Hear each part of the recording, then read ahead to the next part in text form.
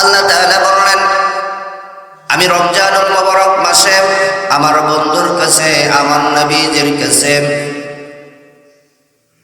ধর্মগ্রন্থ কোরআনুল কারীম নাজিল করে দিলাম, যাতে করে মুহাম্মদুর রাসূলুল্লাহ সাল্লাল্লাহু আলাইহি সাল্লাম তার উম্মতদেরকে, দুনিয়ার মানুষদেরকে যেন, অন্ধকারে থাকা মানুষদেরকে আলোর পথে নিয়ে আসতে পারে, হেদায়েতের বাণী সবার মাঝে পৌঁছে দিতে পারে। সত্য এবং মিথ্যার মধ্যে পার্থক্যকারী হিসেবে আমি কোরআনুল কারীমকে রমজানুল মুবারকে নাজিল করে দিলাম। সুবহানাল্লাহ। নবীজি হাদিসের মধ্যে বলেন, রমজানের চাঁদ আসমানে দেখার সঙ্গে সঙ্গে আল্লাহ সুবহানাহু ওয়া তাআলা জান্নাতের দরজাগুলো খুলে দেন, জাহান্নামের দরজাগুলো বন্ধ করে দেন, আর দুষ্ট জিনকে শিকল বন্দী করে রাখেন। এ মাসে যদি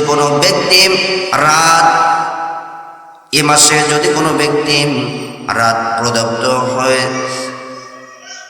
এ মাসের মধ্যে এমন একটি মাস রয়েছে, এমন একটি দিন রয়েছে, এ মাসের মধ্যে এমন একটি রজনী রয়েছে, রাত রয়েছে, ওই রজনীতে যদি কোনো বান্দা বান্দী ইবাদত বন্দেগী করে, হাজার মাসের চাইতে উত্তম একটি রজনী রয়েছে। এই রাতকে যারা এই রাত থেকে যারা বঞ্চিত হয়ে গেল, তারা যেন কল্যাণ থেকে বঞ্চিত হয়ে গেল। আর এই রাত যারা আদায় করলো, রাতটাকে পালন করলো, রাতটা জাগ্রত করলো, সে অবশ্যই আল্লাহ তাআলার নেককার ইমানদার বান্দাতে পরিণত হয়ে গেল। সুবহানাল্লাহ। তাহলে এই মাসের মধ্যে একটা গুরুত্বপূর্ণ রজনী রয়েছে, যেটিকে আমরা বলে থাকি লাইলাতুল কদরের রজনী। এটি হলো হাজার মাসের চাইতেও উত্তম একটি রজনী। আমার ভাইয়েরা, এই একটি মাস, যে মাসে আল্লাহ তাআলার বান্দা বান্দীকে জাহান্নাম থেকে বাঁচিয়ে জান্নাতে দিয়ে দেন, অর্থাৎ জাহান্নামের আযাব মাফ করে দিয়ে দেন, আর জান্নাতের বাসিন্দা হতে পারেন অসংখ্য মানুষ। এ মাসে যদি কোনো ব্যক্তি বিশেষ গুরুত্বপূর্ণ আমলগুলো করেন, কিছু বিশেষ আমলগুলো করেন, তাহলে তাদেরকে যিনি জান্নাত দিয়ে দেন, গলার আওয়াজটা বড় করে বলেন তো তিনি কে? আরো জোরে বলেন, আল্লাহ তাআলা। তাহলে এই মাসে স্পেশাল কিছু আমল রয়েছে। আমি কোরআন এবং হাদিস থেকে ঘুরে ঘুরে 14টি আমল বাহির করেছি। আরো অনেক আমল রয়েছে, তার মধ্যে অন্যতম আমি 14টি আমল বাহির করেছি। এই মাসে যদি কোনো বান্দা বান্দি এই 14টি আমল করে, তাহলে আল্লাহ তাআলা তাকে জান্নাতুল ফিরদাউসের মেহমান বানিয়ে দিবেন। বলি না সুবহানাল্লাহ। তাহলে রমজানুল মুবারকের স্পেশাল কয়টি আমল? সবাই জোরে বলেন। 14টি। কয়টি? আরো জোরে বলেন। 14টি। এই 14টি আমল করার আগে 2টা শর্ত রয়েছে। কয়টি শর্ত? আরো জোরে বলেন, আরো জোরে। 2টা। 1 নম্বর শর্ত হলো ইখলাস, অর্থাৎ একনিষ্ঠতার সাথে, ইখলাসের সাথে আমলগুলো করতে হবে। অর্থাৎ রমজানুল মুবারকের চাঁদ আসমানে উঠলো, ওটার সাথে সাথে আমার ভাইরা, এই যে রমজানের মুবারকের যতগুলো মানুষের আমল করবে, ইবাদত করবে, বন্দেগী করবে, সব কিছু ইবাদত বন্দেগীগুলো কাকে খুশি করার জন্য করতে হবে? আরো জোরে বলেন। ইখলাসের সাথে আমল করতে হবে। আমলগুলো করা যাবে না টাকা উপার্জনের জন্য, নেতৃত্ব পাওয়ার জন্য, সুনাম খ্যাতি করার জন্য, এসব কিছু করার জন্য আল্লাহ তাআলা ইবাদত বন্দেগী করতে বারণ করেছেন। শুধুমাত্র ইখলাসের সাথে, অর্থাৎ একনিষ্ঠতার সাথে আল্লাহ তাআলাকে যদি খুশি করতে আমরা যদি এই মাসটা ইবাদত বন্দেগী করে কাটিয়ে দিতে পারি, তাহলে যিনি আপনাকে আমাকে জাহান্নামের আযাব থেকে বাঁচিয়ে জান্নাতুল ফিরদাউসের মেহমান বানিয়ে দিবেন, গলার আওয়াজটা কেউ কৃপণতা করবেন না, সবাই জোরে সরে বলেন তো তিনি কে? আরো ধরে বলেন আমার ভাইয়েরা, আল্লাহ তাআলা এই মাসে একনিষ্ঠতার সাথে ইখলাসের সাথে ইবাদত করতে বললেন। আল্লাহ তাআলা বললেন ওয়ামা উমিরু ইল্লা লিয়াবুদুল্লাহা মুখলিসিনা লাহুদ্দীন।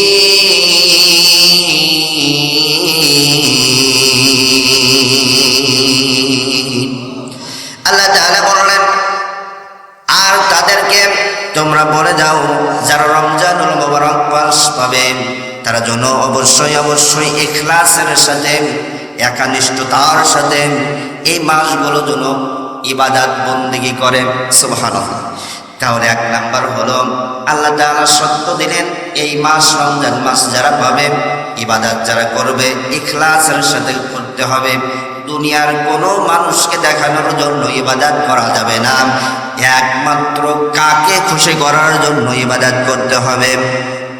আরো যারা বলেন 2 নম্বর শর্ত, ইবাদতের ক্ষেত্রে রাসূল সাল্লাল্লাহু আলাইহি ওয়াসাল্লামকে পুঙ্খানুপুঙ্খভাবে অনুসরণ করতে হবে। অর্থাৎ কিছু মানবেন কিছু মানবেন না, আবার যেটুকু নবীজি করেছেন তার থেকে বেশিও করা যাবে না, আবার কমও করা যাবে না। অর্থাৎ নবীজি যতটুকু করেছেন ততটুকুই করতে বলেছেন যিনি। গলার আওয়াজটা বড় করে বলেন তো তিনি কে? আরো জোরে বলেন। আল্লাহ তাআলা বলেন ওয়ামা আতাকুমুর রাসূলু ফাখুযুহু ওয়ামা নাহাকুম আনহু ফান্তাহু ওয়াত্তাকুল্লাহা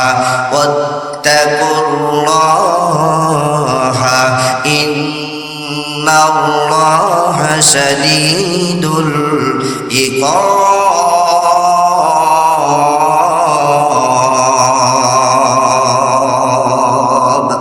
আল্লাহ তাআলা বললেন আমি আমার রাসূলকে, তোমরা দুনিয়ার মানুষেরা তোমরা শুনে নাও, তোমাদের রাসূল যতটুকু করে যতটুকু করতে বলেছে ততটুকু তোমরা গ্রহণ করো, ততটুকু তোমরা অনুসরণ করো।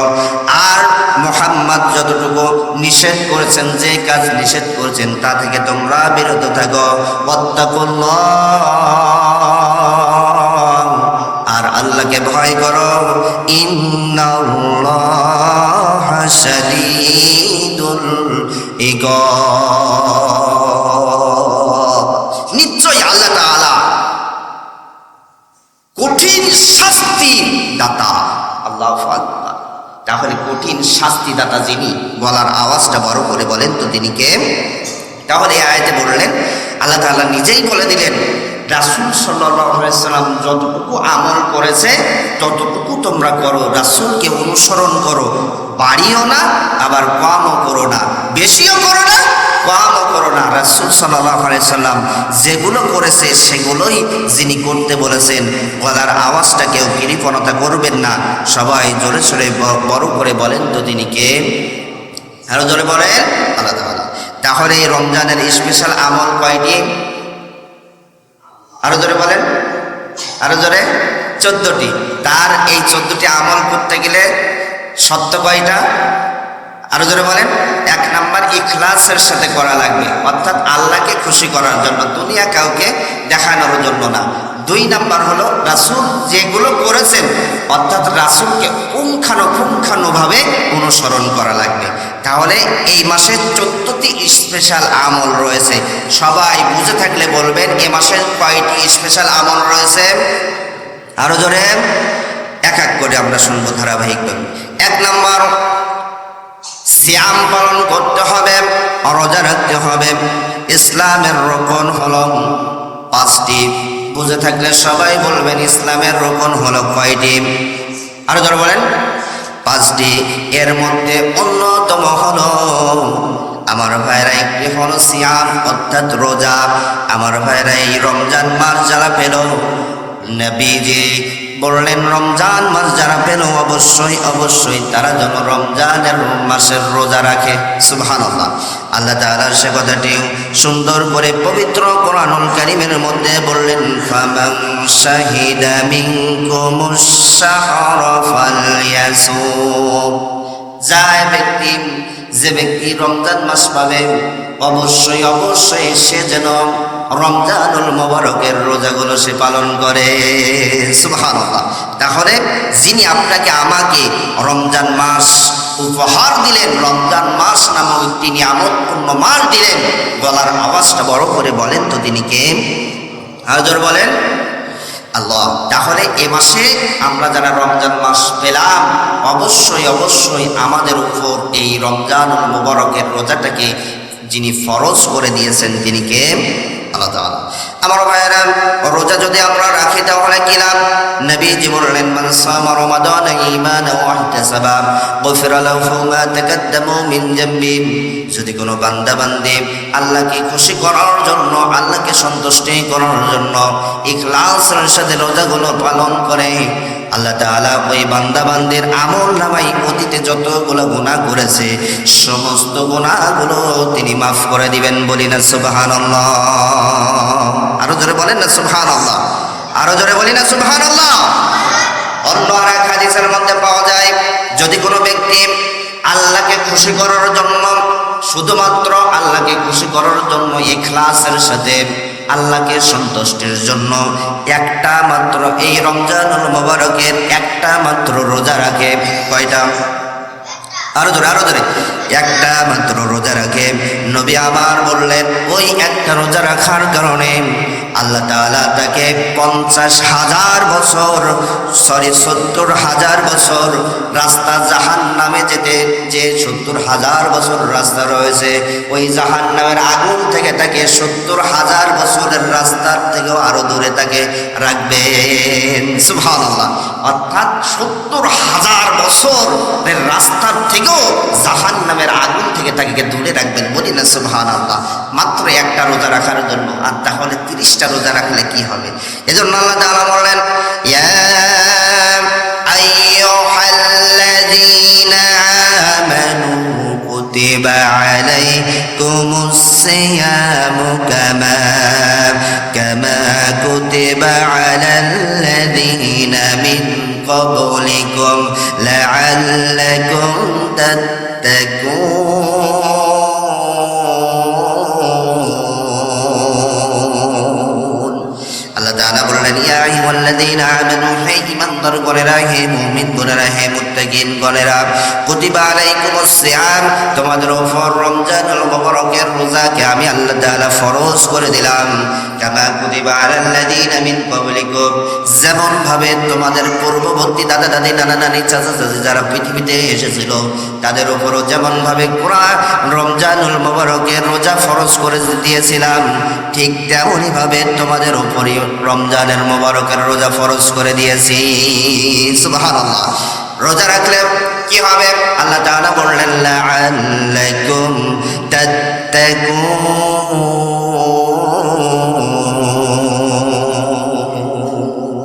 আল্লাহু আকবার বলেন। অবশ্যই অবশ্যই তাকওয়াবান হয়ে যাবে তোমরা, খোদাভীরু হয়ে যাবে। আমার ভাইয়েরা, এখন প্রশ্ন হলো তাকওয়া কি? তাকওয়া তো আমরা বুঝি না, সাধারণ মানুষ তো আমরা বুঝি না তাকওয়াটা কি। আমার ভাইয়েরা, তাকওয়ার ব্যাখ্যা হলো নবীজির সাহাবী হযরত ওমর রাদিয়াল্লাহু আনহু তার আপন বন্ধু উবাই ইবনে কাবকে প্রশ্ন করলেন, ও আমার বন্ধু উবাই ইবনুল কাব, বলো তো শুনি তাকওয়া কি, তাকওয়া কি? সঙ্গে সঙ্গে ওমর রাদিয়াল্লাহু আনহুকে ডাক দিয়ে বললেন, উবাই ইবনুল কাব ডাক দিয়ে বললেন, ও বন্ধু ওমর ইবনুল খাত্তাব, শোনো, তুমি কি কখনো কাঁটাযুক্ত পথ অতিক্রম করেছো? কাঁটাযুক্ত পথ পাড়ি দিয়েছো? ওমর রাদিয়াল্লাহু আনহু বললেন, হ্যাঁ আমি কাঁটাযুক্ত পথ পাড়ি দিয়েছি।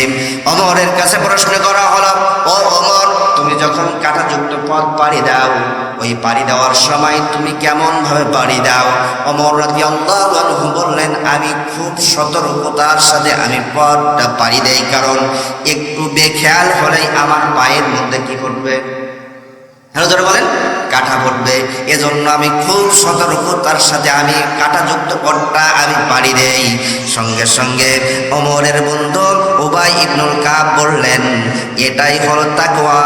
অর্থাৎ রমজান মাস যারা পেল অবশ্যই অবশ্যই তারা যেন খারাপ কাজ থেকে যেন বিরত থাকে, অর্থাৎ সতর্কতার সাথে যেন এই মাসটা পার করে। সুবহানাল্লাহ, সতর্কতার সাথে। আরো একটু ব্যাখ্যা দেয়,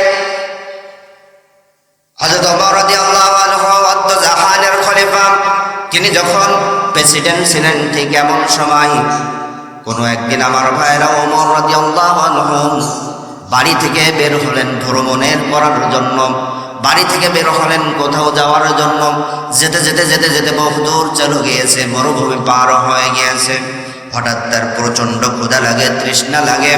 আমার ভাইয়েরা চতুর্দিকে তাকায়, কিন্তু কোথাও কোনো জায়গায় হোটেল অথবা দোকান পাট কোনো কিছুই পেল না। কারণ এখন যেরকম মোড়ে মোড়ে রাস্তার পাশে দোকান পাওয়া যায়, সেই সময় কি দোকান ছিল? ছেলাম। আমার ভাইয়েরা ওমর রাদিয়াল্লাহু আনহু অনেকক্ষণ খোঁজাখুঁজি করলেন, কোথাও কোনো কিছু পেলেন না।